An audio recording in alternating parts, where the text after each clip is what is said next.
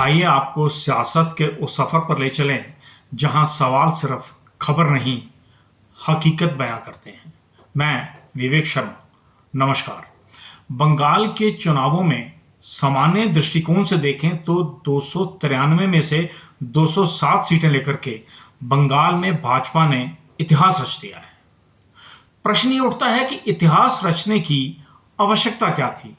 आखिर उस बंगाल की भूमि पर ऐसा क्या है जिसके लिए भाजपा को काम दाम दंड भेद सब आजमाने की जरूरत पड़ गई? इस दीवानगी के पीछे के अफसाने क्या है? ना तो बंगाल में कोई बहुत बड़ी अर्थव्यवस्था है, ना ही कोई बहुत बड़ा व्यवसायिक केंद्र है, जबकि अगर इसे भाजपा के सियासी दृष्टिकोण से देखें तो बंगाल भारतीय जनता पार्टी के लिए सियासत की सबसे उपजाऊ प्रयोगशाला थी। आखिर उस प्रयोगशाला को भाजपा ने आरएसएस के सहयोग से समाप्त क्यों कर दिया? सियासत की इस उपजाऊ भूमि को अल्पसंख्यकों पर अगर कोई अत्याचार होता था तो वो लॉ एंड ऑर्डर का इशू बनता था। बहुसंख्यकों पर कोई अत्याचार होता था तो वो हिंदू खतरे में चला जाता था। महिलाओं पर अगर कोई अत्याचार होता था तो नारी शक्ति का अपमान होता था। आखिर इन नारों से समझौता करने के पीछे का कारण क्या है? इस बेचैनी में सियासत के महारथियों की नींद उड़ा रखी है। पिछली कई बार ममता बनर्जी ने जो चुनाव जीता उसमें 60 लाख मतों से उन्होंने जीत हासिल की थी। इस बार एसआईआर और अन्य एक्सरसाइजेस के माध्यम से 90 लाख वोट काट दिए गए। मेहनत का काम है। चुनाव आयोग से लेकर के सभी राज्यों के नेताओं को लेकर के संगठन मंत्रियों के इस चुनाव की तपती हुई दोपहर में झोंक दिया गया। आखिर उद्देश्य क्या है, जानना बेहद जरूरी है। सामान्यतः ममता बनर्जी की एंटी इनकम्बेंसी तो लगातार बढ़ रही थी। पशु तस्करी के मामले सियासत में की आग में घी का काम कर रहे थे, जो इंडी गठबंधन को कमजोर भी कर रहे थे। फिर आखिर बड़ी संख्या में अल्पसंख्यकों के वोट काटकर भाजपा ने सबका साथ, सबका विकास और सबका प्रयास पर ही कुल्हाड़ी क्यों दे मारी?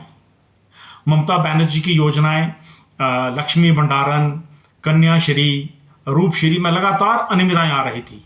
फिर आखिर 2023 का नारी शक्ति वंदन अधिनियम, जो 33% महिला आरक्षण है का बिल, जिसे कानून में परिवर्तित करना बीजेपी भूल गई थी, उसे 16 अप्रैल की रात को 1:30 बजे कानून में परिवर्तित करके अमेंडमेंट प्रस्तुत किया गया, यह जानते हुए कि यह गिर जाएगा।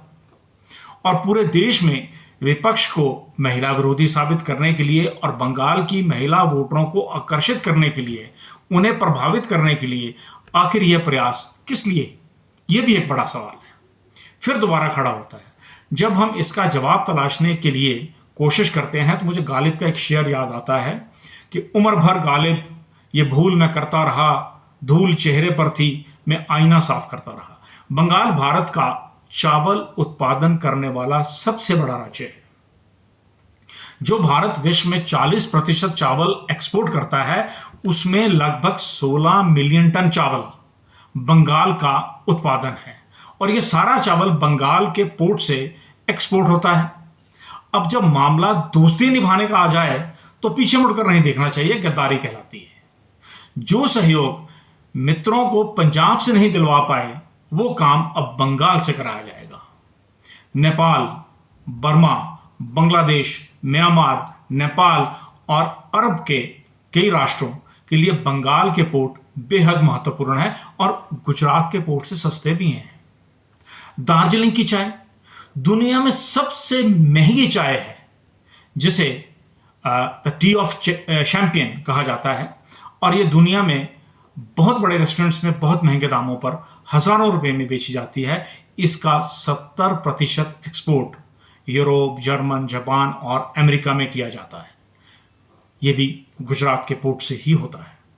भारत बांग्लादेश को 16% इलेक्ट्रिसिटी एक्सपोर्ट करता है, जिसका एक्सपोर्टर भी मित्र बंधु हैं, जो इस समय गोंडा झारखंड में बनाई जाती है, जो बंगाल से होकर के जाती है, और इसमें मित्रों की कंपनी को बंगाल सरकार को लॉजिस्टिक टैक्स देना पड़ रहा था, जो एक बड़ी कीमत चुकानी पड़ रही थी।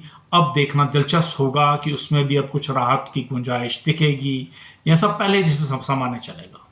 बंगाल पर किसी व्यापारी की इन्वेस्टमेंट व्यर्थ नहीं है। हजारों करोड़ रुपया पानी की तरह बहा करके आखिर किसका अभिषेक हुआ है, यह जानना बेहद जरूरी है। कहने वाले तो अंग्रेजों को भी अनुशासित कहा करते थे और वो भी खुश होकर के अपने सिपह सालारों को इनाम दिया करते थे। वेस्ट बंगाल दूसरी बार ईस्ट इंडिया कंपनी के हवाले हुआ है। हमारे सियासी मित्र जो मिठाइयां बांट रहे हैं, उन्हें यह नहीं पता कि आखिर उनके आका किससे मित्रता निभा रहे हैं।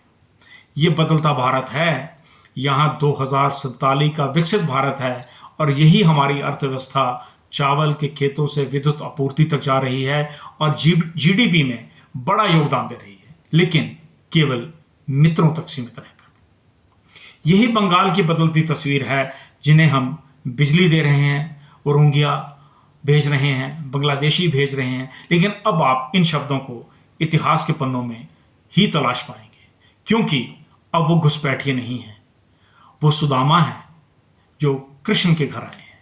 उनका स्वागत है। नमस्कार, धन्यवाद।